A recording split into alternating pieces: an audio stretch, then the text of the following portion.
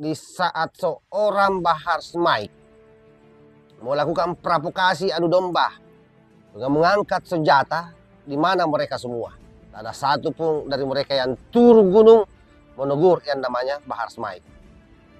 Ini bertanda bahwa memang mereka semua kompak, mereka semua ini memiliki agenda yang sama dengan model-model pendekatan yang berbeda-beda.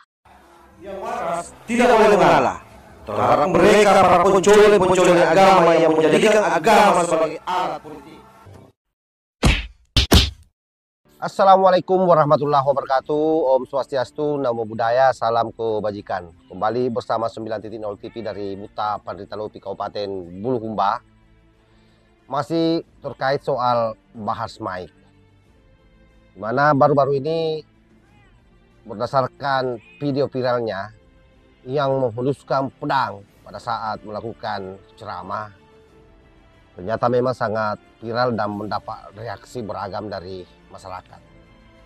Salah satu reaksi yang paling luar biasa adalah bagaimana kemudian netizen mencoba meminta klarifikasi dari oknum-oknum habaib yang lain, atau setidaknya kalau memang habaib di Indonesia ini tidak satu visi, tidak satu agenda dalam konteks bagaimana mengkerangkeng bangsa Indonesia, maka otomatis habaib-habaib yang selama ini kita anggap sebagai habaib yang sangat pro terhadap NKRI, yang sangat pro terhadap Pancasila, yang sangat pro dengan kebinekaan yang ada, tentu sudah menegur Bahar Smith.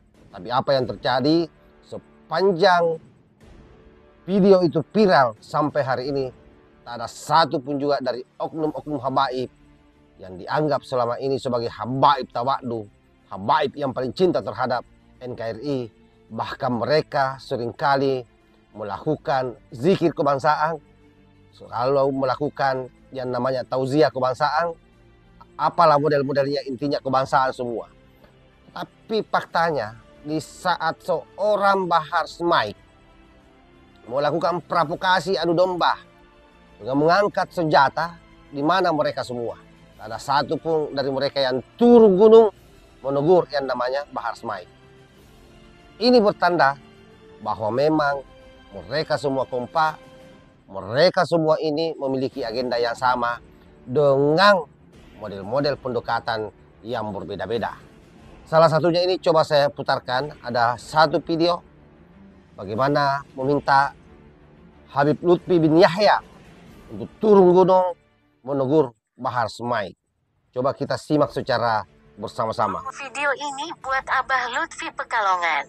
Assalamualaikum warahmatullahi wabarakatuh. Baru-baru ini ada tayangan video dari Bahar Smith menghunus pedang saat ceramah di daerah Kalimantan. Video tersebut jelas sangat berbahaya dan sudah masuk kategori provokasi yang membahayakan. Dalam ceramahnya, ia memprovokasi massa untuk siap berdarah-darah demi membela capres pilihan Imam Besar Habib Rizik dalam Pilpres 2024 nanti. Semua orang tahu siapa Bahar Smith. Ia mengaku sebagai cucu Nabi karena bagian dari klan Bani Alwi Yaman. Abah Lutfi juga masuk dalam daftar Habib bin Yahya alias satu keluarga Bani Alwi dengan Bahar Smith. Untuk itu mohon dengan hormat kepada Abah Lutfi untuk memperingatkan dan menegur Bahar Smith atas kelakuannya yang tidak sopan itu. Sebagaimana Abah Lutfi menegur keras pihak yang sedang mempersoalkan sejarah nasab para Habib di Indonesia di depan publik, maka Bahar Smith juga perlu diperingatkan dengan cara yang sama. Dengan demikian kami tahu bahwa Abah Lutfi adil menegur yang salah walaupun itu keluarga besarnya sendiri tidak pilih kasih. Orang-orang yang sedang meluruskan nasab Nabi dikatakan sebagai tidak penting, jangan ikutan, tidak mau tahu dan masa bodoh. Maka coba sampaikan kepada... Nah ini saya kira itu penggalang videonya. Saya kira jelas ya, bagaimana banyak orang di luar sana yang kemudian mencari-cari di mana Habib Lutfi berada dalam situasi salah satu orang yang termasuk masuk dalam kalangan Balawi, yaitu Bahar Smaik, berperilaku barbar seperti itu. Tetapi kemudian hanya didiamkan. Lalu banyak orang di luar sana yang menganggap bahwa habaib itu beda-beda. Ada yang sangat santun, sangat beriman, bahkan masuk dalam kategori wali. Boleh jadi hal itu hanyalah bagian daripada lakon-lakon yang sengaja dimainkan oleh mereka. Mereka saling membagi diri, saling membagi perang. Pada akhirnya ketika ada oknum Habib yang berperilaku seperti Bahar Smaik ini, mereka juga tidak bisa berbuat apa-apa, dalam artian mendiamkan itu semua.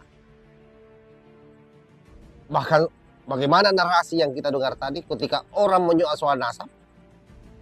Padahal ini nasab yang disoal adalah nasab yang mencangkokkan dirinya kepada Rasulullah Shallallahu Alaihi Wasallam yang merupakan manusia mulia di muka bumi, dianggap oleh Abah Lutfi sesuatu yang tidak perlu dipedulikan, sesuatu yang tidak perlu dihiraukan, dianggap biasa saja. Coba bayangkan itu. Sementara kita tahu bahwa yang namanya nasab Rasulullah Shallallahu Alaihi Wasallam itu ujung-ujungnya itu muaranya pada akidah. Karena bagaimanapun juga dalam konteks orang Islam yang namanya zuriat Rasulullah Sallallahu Alaihi Wasallam, sangat berdosa kita kalau mereka tidak dimuliakan, apalagi kalau dia beriman. Tetapi kan kalau hanya tampilan-tampilan yang dipoles dan seterusnya, sementara ada tindakan-tindakan di lapangan yang real, itu merusak generasi bangsa kita, merusak budaya kita, bahkan berani melakukan pembelokan sejarah, berani melakukan misalnya pemalsuan makam, lalu masih dianggap bahwa orang itu wali. Saya kira itu sangat tidak masuk akal dan sangat tidak rasional. Ini sangat berbahaya buat orang Islam.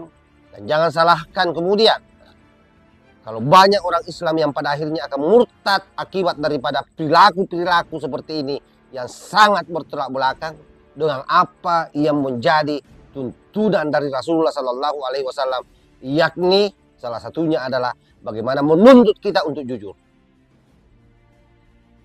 Siapapun saya kira bisa salah.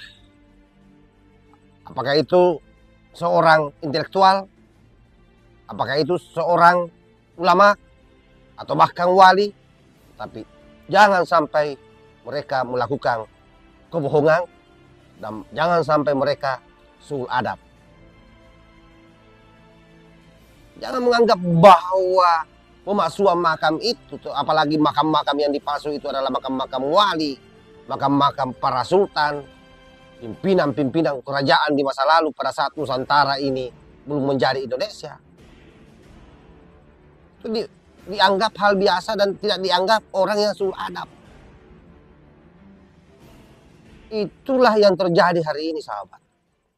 Jadi kalau kita bicara soal kelam Balawi, saya kira terlalu kerdil kalau hanya bicara soal nasab.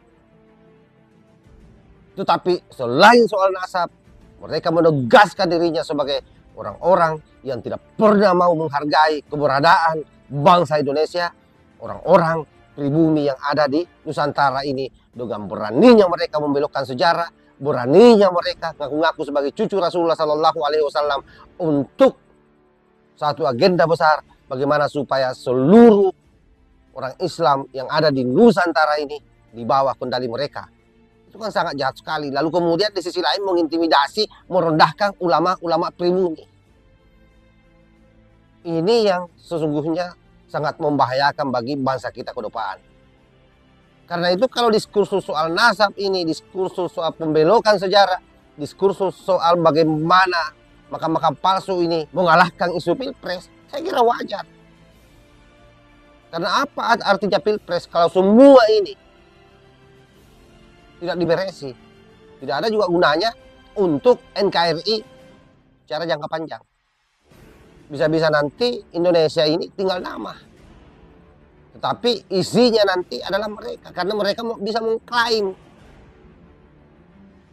Karena ada makam leluhurnya. Menganggap bahwa memang Indonesia ini adalah yang membangun, yang membuat, yang menciptakan adalah leluhur saya. Faktanya itu di sana makamnya. Nah, saya kira ini jelas semuanya ya.